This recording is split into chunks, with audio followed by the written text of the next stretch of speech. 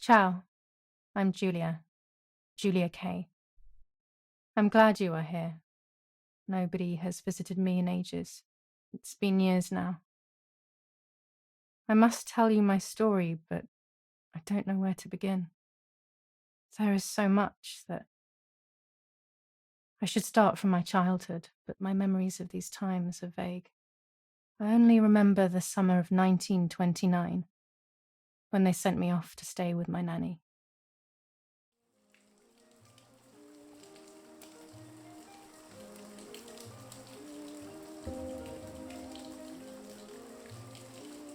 Nanny, will you tell me the story of the White Lady? No, little sparrow. Not tonight. A fog is coming, see? Yes. I know that when it's foggy, the lady kills young women. But why is she so evil? You see, Julia, pain and suffering can make us do evil things, even if we're not actually bad. Just like soldiers have to kill other soldiers. I like the lady, I've decided, Nanny. She must be in so much pain. The poor dear. She still scares me a little, though. Soon I'll be a young woman, and she could kill me. Does she kill those who love her? Of course not. That makes me feel better because I love her. But what about Martha? Would she be in danger? Your sister is with your mother, so do not worry. Do you miss them? No. I mean, yes, I miss Martha a little, but I love spending time with you. Now, go to sleep, little sparrow. It's getting late. Okay, Nanny. I'll go to sleep and dream of the lady. Was she beautiful? She was beautiful. Yes, very much so. Then she'll be beautiful in my dreams. And will I be beautiful just like her? You'll be even more beautiful. Listen, Nanny. Since the lady won't harm me because I love her, and since you're not a young woman, could you tell me her story, even if it's foggy outside? Please. Oh, please, then I'll sleep. I promise. Oh, all right. You always get your own way.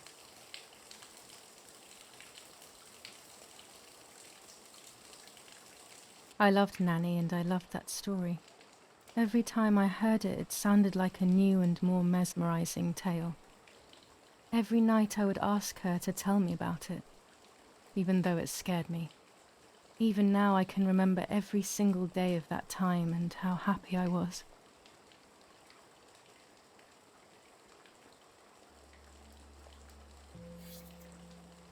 According to an ancient legend, the lakes of the area are haunted by the spirit of a young woman who was killed by the man she loved.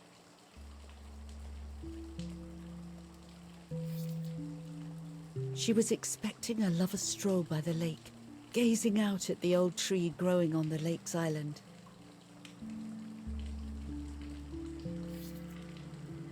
So much hope and desire, but death, not love, was awaiting her.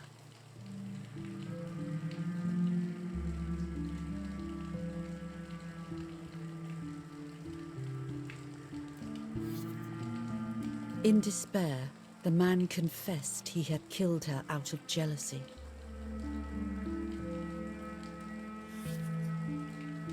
So he was hanged on the small island, in the middle of the very same lake where he had killed the girl.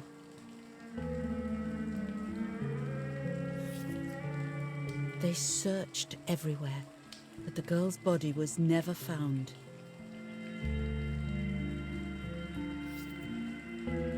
Since then, her spirit, known as the White Lady, has been imprisoned in the depths of the lake.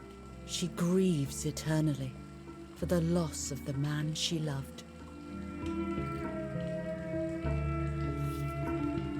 When fog arises, the White Lady is known to leave the waters of the lake and roam the woods, looking for her long-lost love in vain. Within the fog of dawn, hunters have claimed to hear the wailing of a woman in the distance. I'm a little scared of this story, even though I like the lady. Should I stop reading, my little sparrow? No, Nanny. Daddy always tells me that fear must be faced. Go ahead. Okay, honey.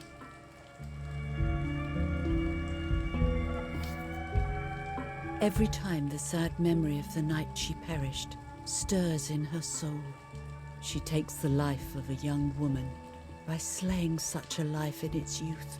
Even just for an instant, the lady feels free from the burden of her pain.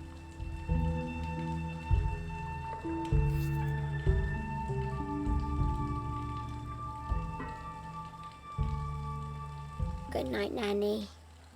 Good night, my love.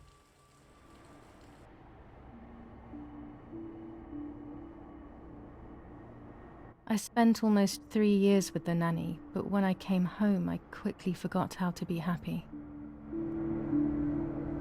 My memories do not return until 15 years later, in 1944, when I stayed in that house. I enjoyed setting up cameras in the woods by the lake. My father created a device that attached to the cameras. It would make them take pictures at set intervals. I was trying to photograph animals, or whatever else was in that damned place.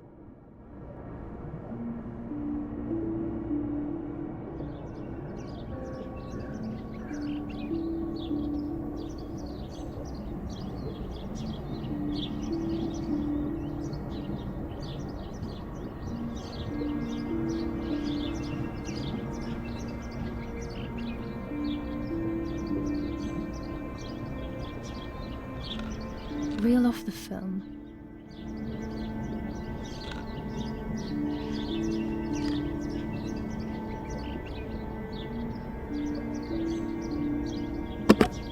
Open the camera. Remove the old roll of film.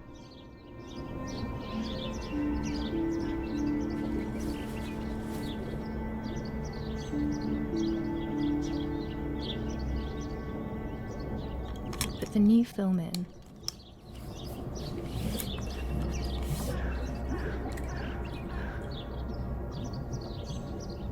Close the camera. Load the film.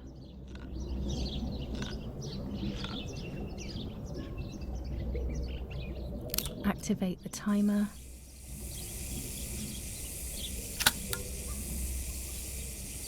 Almost ready. Now to bring the image into focus.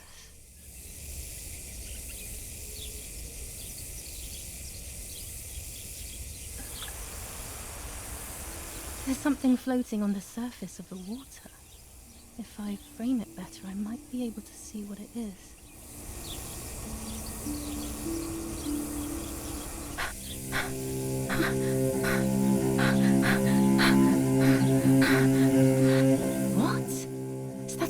person. I must help them.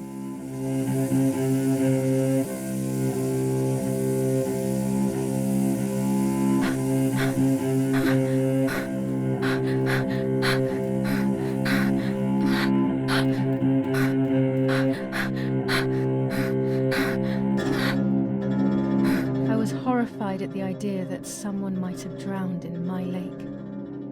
The lake was my world, where I would spend entire days daydreaming. I would lose myself in my thoughts, but that was a rude awakening. So terrible.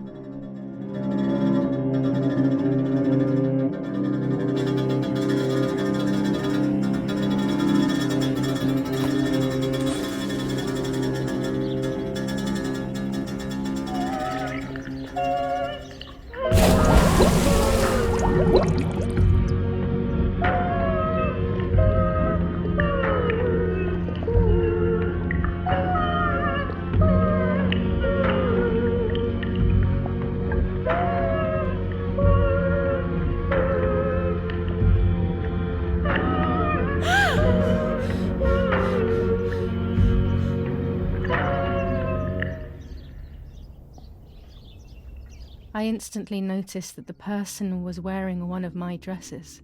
I was scared. I dragged that lifeless body as best as I could to the shore, trying not to drown myself. Only when I lifted her in my arms did I realize who she was. It was my sister, my twin, a part of me, dead.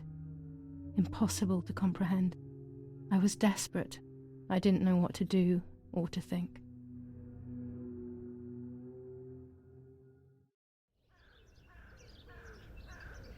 I have to stay calm. Martha is not dead. It's not possible. It's not true. There's no need to worry. Everything is fine. Everything will be fine. I have to stay calm. Martha, February 26th, 1923.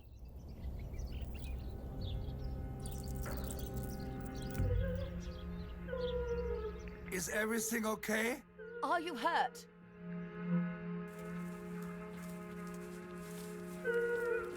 What are you doing? Go, Eric, run! My parents ran towards me. My mother hugged me. She, who detested me, was now cuddling me. Her warmth filled me with life, and the pain became bearable. I felt protected. "Martha, are you okay?" she asked me, speaking slowly in order to let me read her lips. She thought I was deaf. She thought I was Martha. I didn't want the moment to fade, so I meekly nodded my head. I didn't realize I had done something that couldn't be undone.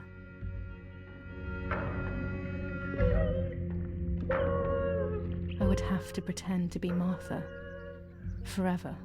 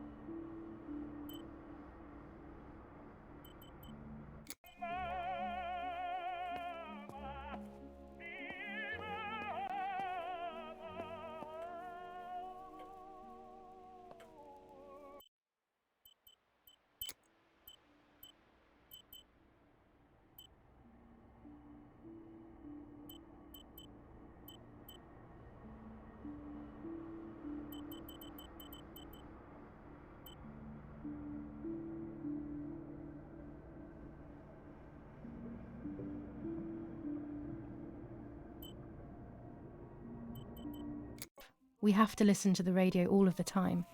Any news and announcements can be vital.